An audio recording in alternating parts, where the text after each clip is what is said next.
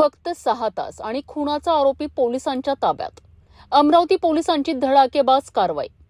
अमरावती शहर गुन्हे शाखेकडून अवघ्या 6 तासात खुनाच्या गुन्ह्यातील आरोपीला अटक करण्यात आली आहे.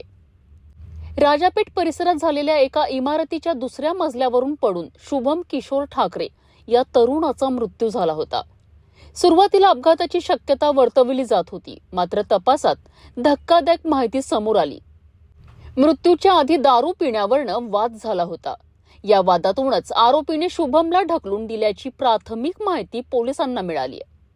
गुन्ह्याची गंभीरता लक्षात घेऊन अमरावती शहर गुन्हे शाखेने तात्काळ तपासाची सूत्रे हाती घेतली. आरोपीचा शोध घेत अवघ्या 6 तासात त्याला ताब्यात घेण्यात आलेत. आरोपीचे नाव 21 वर्षीय अनुज दीपक पांडे असून तो अमरावतीतील रहिवासी आहे.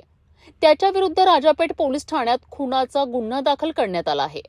या कारवाईमुळे परिसरात खळबळ उडाली असून पोलिसांच्या तत्परतेचे कौतुक होत आहे.